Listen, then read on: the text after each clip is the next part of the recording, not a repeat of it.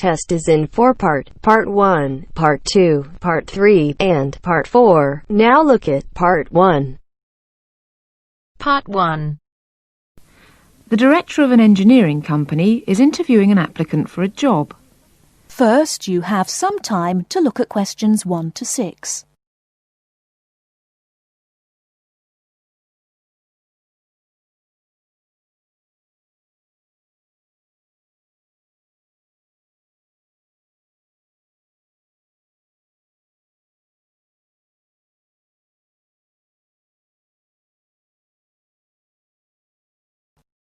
Now we shall begin. You should answer the questions as you listen, because you will not hear the recording a second time. Listen carefully and answer questions 1 to 6. Good morning. It's Mr. Robinson, isn't it? Have a seat. Stephen Robinson. Yes. Is that S-T-E-V-E-N or P-H? It's V. OK. I've got your letter of application, but I need a few more details for the file. Now, you're from Manchester. What exactly is the address? Yes, it's Dynevor Gardens. That's D-Y-N-E-V-O-R. Prestwich. Thanks. And telephone? Well, it isn't mine, it's the landlord's, but I can be contacted. It's 483-250. Uh-huh. The landlord lives in, does he? Well, he has the flat downstairs, and he's a friend of the family anyway. I see. OK. According to your letter, I imagine you were born in, let me see, 1960? 61. Right. And the date? 12th of July. Thank you. And I believe you're married. No, I'm getting married, but not for a few months. Oh, sorry. Well, I mean, congratulations. Is it going to be in Manchester? Well, no, actually. My fiancée's from Wales, so we're getting married in her home village, near Bangor. Oh, how nice. Now, as you know, when you apply for a post with Williams Engineering, we need to find out a few things about both your academic background and more recent work experience, the latter being especially important in respect of this rather specialised position in the area of water management. First of all, A-levels. Yes, I've got 3. Geography, maths and physics. Geography, maths and physics. OK. Before you hear the rest of the conversation, you have some time to look at questions 7 to 10.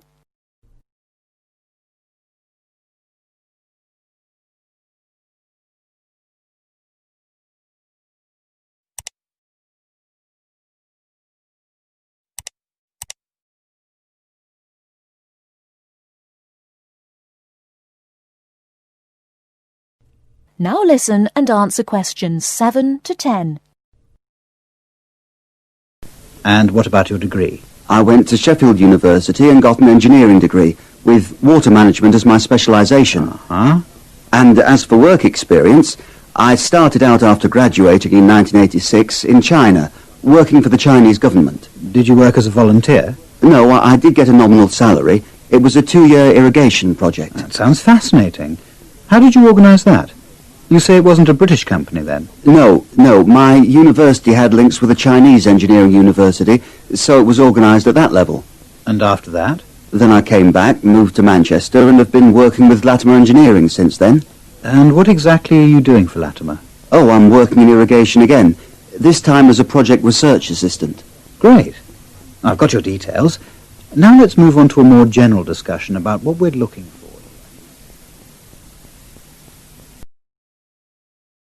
That is the end of Part 1.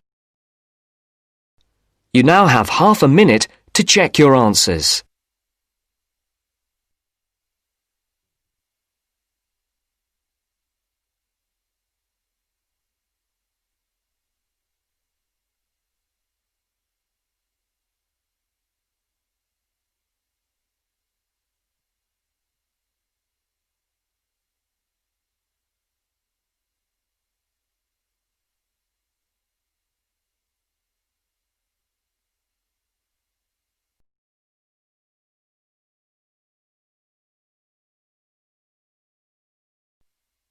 Now turns to Part 2.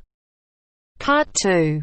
A conversation between Alan and Gianna, the office counsellor of a company. First, you have some time to look at questions 11 to 16.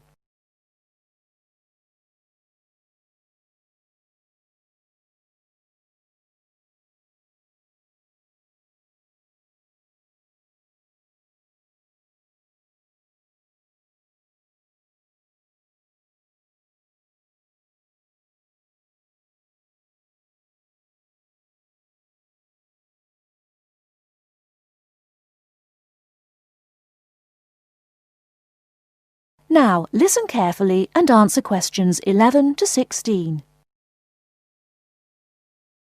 What's up, Gianna?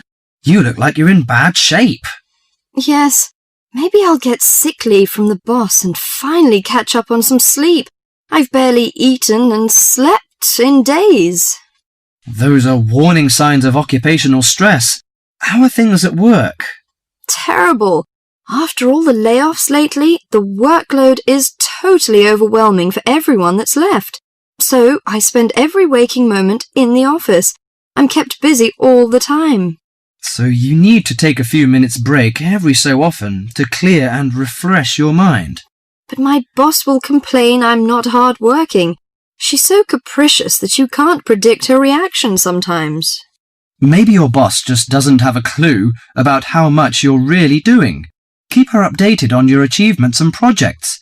Also insist that she prioritize everything so you can manage your time better. That's right. I suppose that would help me regain some sense of control, but I'm afraid that she'll take that as a sign of laziness and give me the axe. So take the initiative and hit the job hunting trail now. You'll be surprised at how many opportunities are out there. Well, that's encouraging. Anyway, you should cheer up and get rid of the situation. You know, according to a survey, about 40% of all people find their work very stressful, and 25% develop mental or physical diseases.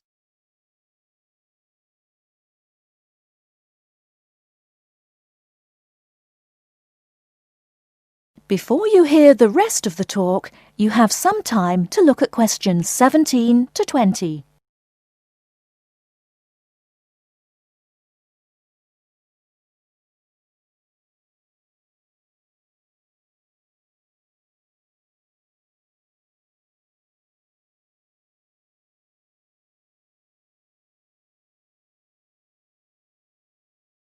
Now listen and answer questions 17 to 20.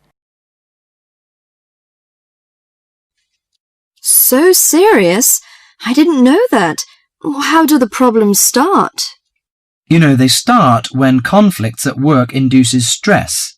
Your body reacts by flooding the bloodstream with hormones that tense up your muscles and increase your blood pressure. This is meant to save you in a fight or flight situation, but leads to a host of illnesses, ranging from insomnia and headaches to heart attacks, when it occurs regularly over an extended period of time. What should I do to prevent such things happening? Well, most occupational stress is attributed to a recognized lack of control. You should act in advance to relieve the problems. For example, you should actively pursue career opportunities rather than quietly worry about getting fired. Of course, you can't control everything, so you need to help your mind and body cope. Keep a journal to release your frustrations, take short walks to calm down, or if necessary, simply take a mental health day. That is the end of part 2. You now have half a minute to check your answers.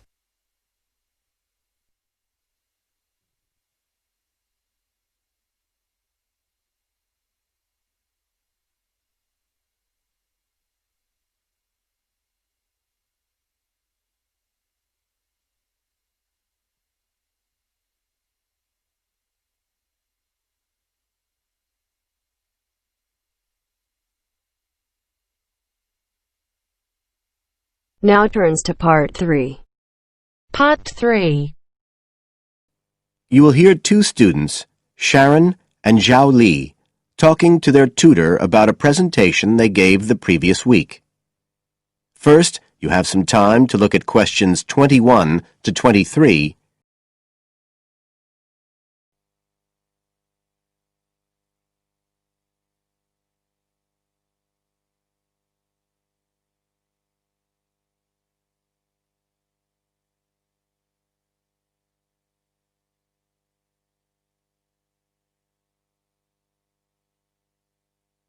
Now listen carefully and answer questions 21 to 23.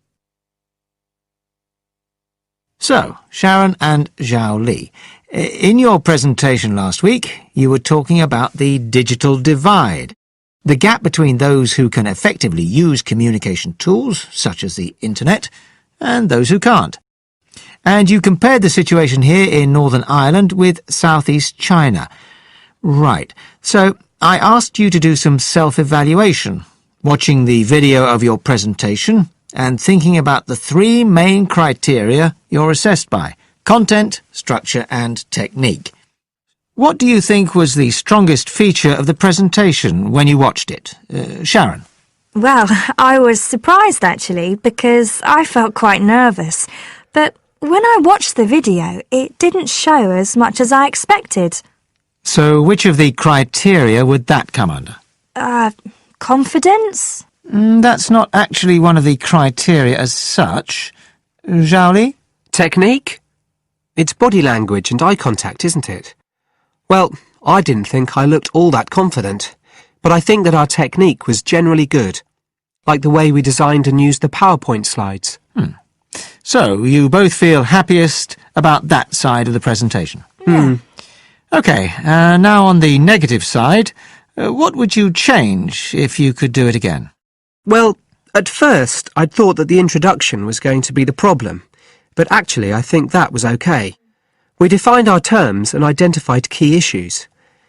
It was more towards the end. The conclusion wasn't too bad, but the problem was the questions. We hadn't really expected there'd be any, so we hadn't thought about them that much. OK, anything else? Well, like Zhao Li says, I thought the conclusion was okay, but when I watched us on the video, I thought the section on solutions seemed rather weak. Can you think why?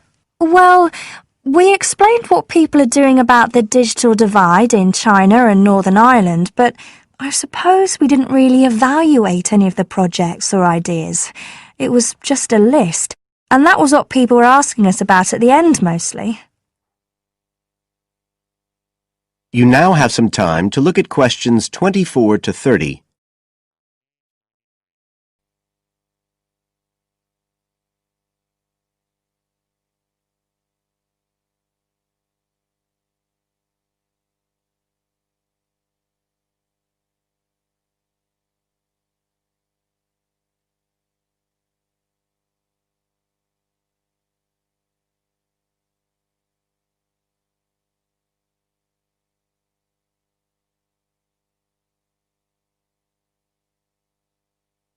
Now listen and answer questions 24 to 30. OK. Now, I also asked you to get some peer evaluation from the other students. Yes, well, people said it was interesting, like the fact that in China the internet was used more for shopping than in Northern Ireland. They said sometimes it was a bit hard to understand because we were talking quite fast, but we didn't think so when we watched the video. No, it's a bit different, though, because you know all this information already. If you're hearing it for the first time, you need more time to process it. That's why signposting the structure and organisation of the talk is important. That seemed OK. No one mentioned that as a problem. Some people said that we could have had more on the slides, like some of the other groups had nearly everything they said written up on the visuals as well. But other people said the slides were good. They had just the key points. Yes. And most people said we had quite good eye contact and body language. They all pointed out we'd overrun. They all said we were 5 minutes over. But we timed it afterwards on the video, and it was only 3 minutes.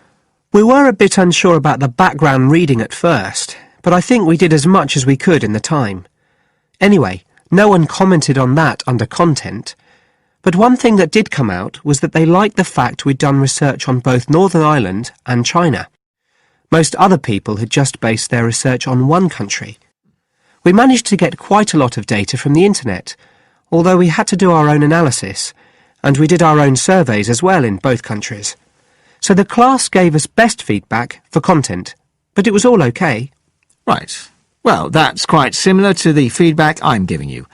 I was very impressed by the amount of work you'd done and by your research methodology.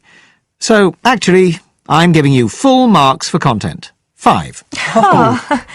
The structure of the presentation was good, but not quite as good as the content, so I gave that 4, and the same for technique. So, well done. Thank Thank you.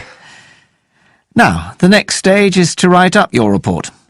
So, just a few pointers for you here. First of all, in your presentation, I think your ending was rather abrupt. You suddenly just stopped talking. Yeah. It wasn't a big problem, but think about your closing sentences in your report. You want to round it off well. One thing I forgot to mention earlier was that I felt a very strong point was that after you'd given your results, you explained their limitations. The fact that we didn't have a very reliable sample in terms of age in China. Yes, that section. So don't forget to include that. And you had some excellent charts and diagrams, but maybe you could flesh out the literature review a bit. I can give you some ideas for that later on if you want. Okay, is there anything else you want to ask? No, thank you. Thanks. That is the end of part 3. You now have half a minute to check your answers.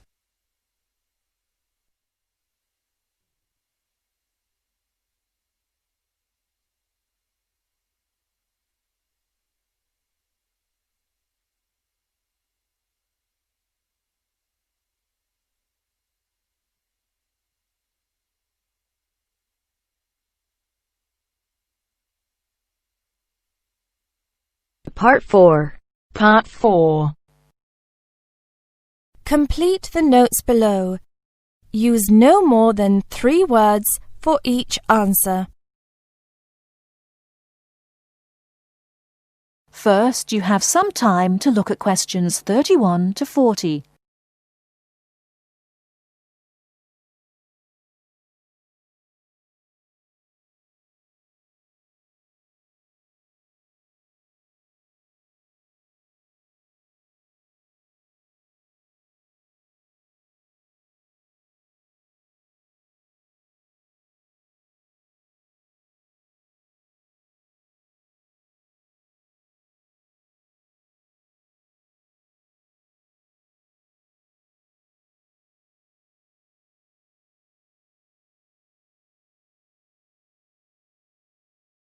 Now, listen carefully and answer questions 31 to 40. Good afternoon. I'm glad you all found your way here. Now I'd like Dr. Wallace to introduce us to the Arboretum. Good afternoon. Although at first glance the Arboretum may look like a park, it is a research and teaching facility that also provides a place for people to develop a positive relationship with nature. When then University of Wisconsin-Madison purchased the land, mostly during the 1930s, much of it bore little resemblance to its pre-settlement state. Instead, it had been turned into cultivated fields and pastures that had fallen into disuse. The university's Arboretum committee decided, early on, to try to bring back the plants and animals that had lived on the land before its development. Though they may not have anticipated it at the time, the committee's foresight resulted in the Arboretum's ongoing status as a pioneer in the restoration and management of ecological communities. In focusing on the re-establishment of historic landscape, particularly those that predated large-scale human settlement, they introduced a whole new concept in ecology: ecological restoration. The process of returning an ecosystem or piece of landscape to a previous, usually more natural, condition. Madison was a fast-growing city in the 1920s. Fortunately, some leading citizens recognized the need to preserve open space for Madison's residents. Most of the Arboretum's current holdings came from purchases these civic leaders made during the Great Depression. In addition to inexpensive land, the Depression brought a ready supply of hands to work it. Between 1935 and 1941, crews from the Civilian Conservation Corps were stationed at the Arboretum and provided most of the labor needed to begin establishing ecological communities within the Arboretum. Efforts to restore or create historic ecological communities have continued over the years, with the result that the Arboretum's collection of restored ecosystems is not only the oldest, but also the most extensive such collection. In addition to these native plant and animal communities, the Arboretum, like most arboreta, has traditional collections of labelled plants arranged in garden-like displays. These horticultural collections, featuring trees and shrubs of the world, are the state's largest woody plant collections. That is the end of part 4. You now have half a minute to check your answers.